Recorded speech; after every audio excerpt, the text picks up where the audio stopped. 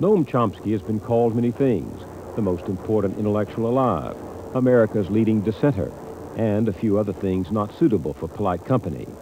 Scholars around the world know him for his revolutionary work on the structure of language, studies he has pursued at MIT since 1955.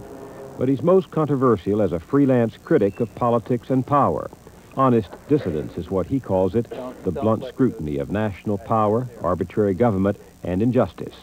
In dozens of books and hundreds of articles over the past quarter century, he has criticized the superpowers, from U.S. involvement in Southeast Asia and Central America to Soviet involvement in Afghanistan and Czechoslovakia.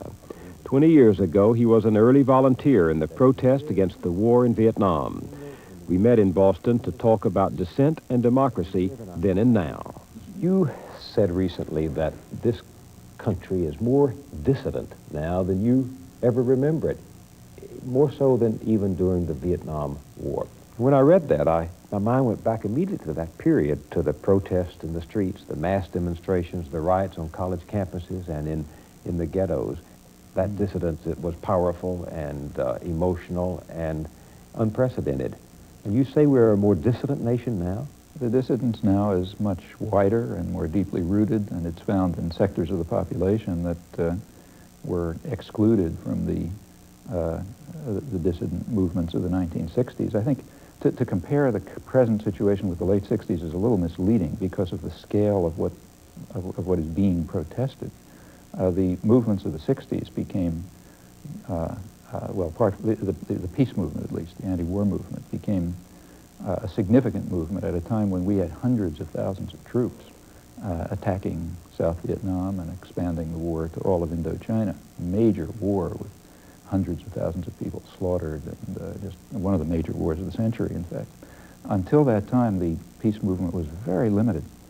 As late as mid-1966, here in Boston, which is a pretty liberal city, we had a hard time having public meetings because they would be broken up, often broken up by students.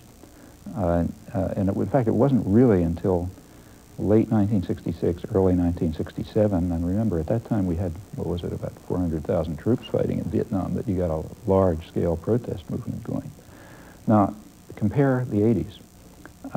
When Ronald Reagan came into office, one of the first things he did was lay the basis for his advisors. One of the first things they did was to lay the basis for direct military intervention in Central America. The white paper of February 1981 was a clear effort to test the waters to see if you could get the population to support direct dispatch of troops to El Salvador and probable military intervention in Nicaragua. Well, the reaction, now that's kind of comparable to, that's roughly comparable to the situation that, say, John F. Kennedy faced in 1961, or even to the late 50s. Now, at that time, intervention could take place without any protest. But as soon as the Reagan people made just the beginnings of an indication that there might be direct military intervention, there was substantial protests, spontaneous protests from all over the country, horde of, there were demonstrations, the church was protesting, there were letters to Congress. In fact, the protest was sufficient so that they backed off.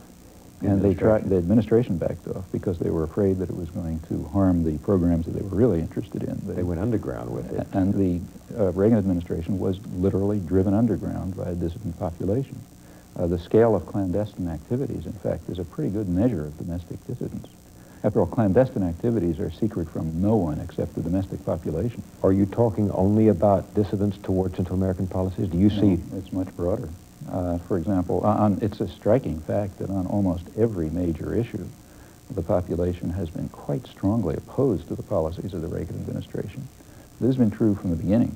If you take a look at the polls, the poll results have been quite consistent about this. In fact, apart from a brief period in the very first part of the first year of the administration when there was support for a military buildup, briefly, apart from that, the population has been basically tending towards classical New Deal positions. It favors public spending over, social spending over military spending.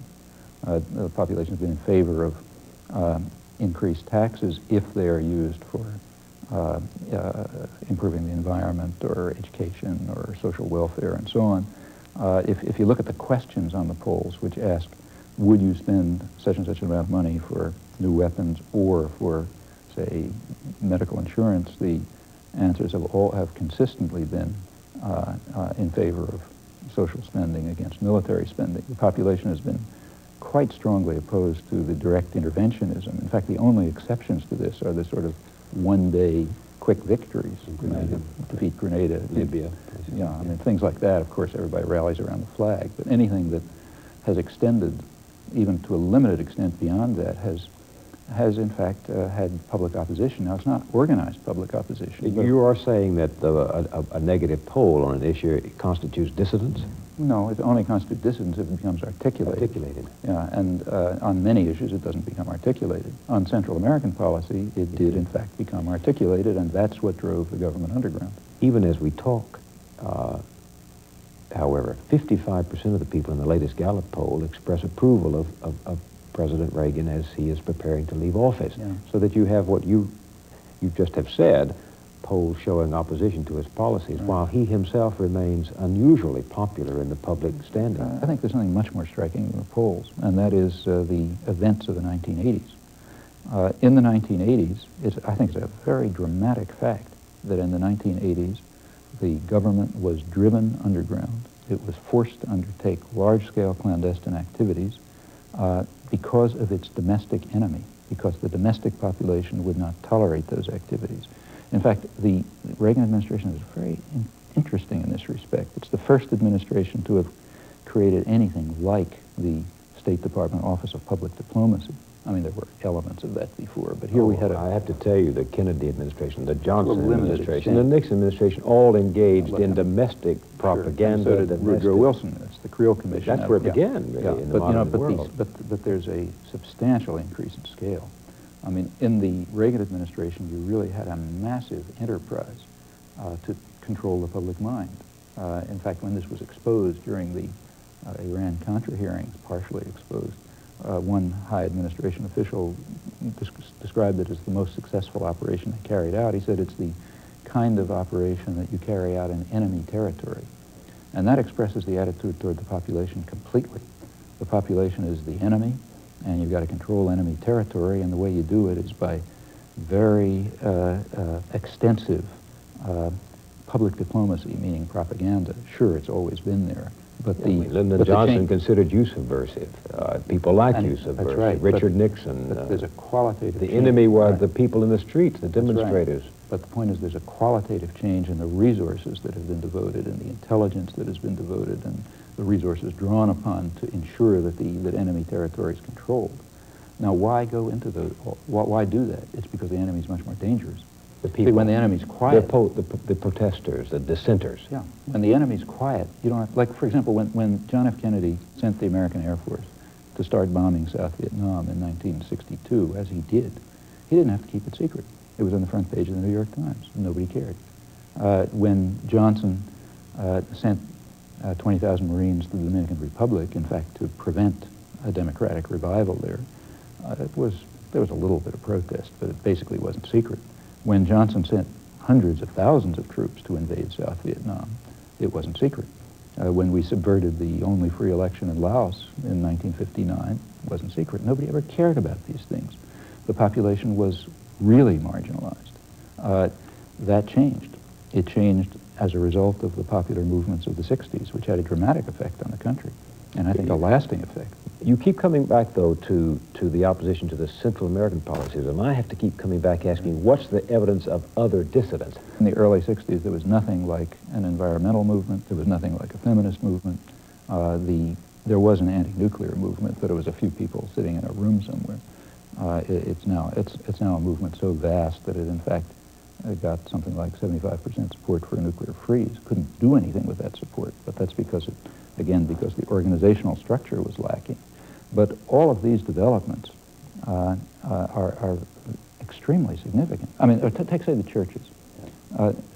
In the 1960s, the churches, by and large, were either supportive of government military intervention or else quiescent. Now it's very different. Now they're not all. William Sloane Coffin, the civil rights movement was Coffin's a co-conspirator of mine. We were on, but the civil point rights is movement was driven by churchmen and churchwomen. But the civil rights movement was different. And Martin Luther King was himself a Baptist minister. Absolutely. And in fact, it was a tremendously important movement, and it was a popular movement which for the first time, after close to 200 years, at least technically enfranchised a significant segment of the population. Now, that was a movement which did, in fact, have wide-scale support, even business support for that matter. But the thrust of the civil rights movement was not directed against the interests of centralized power in the United States.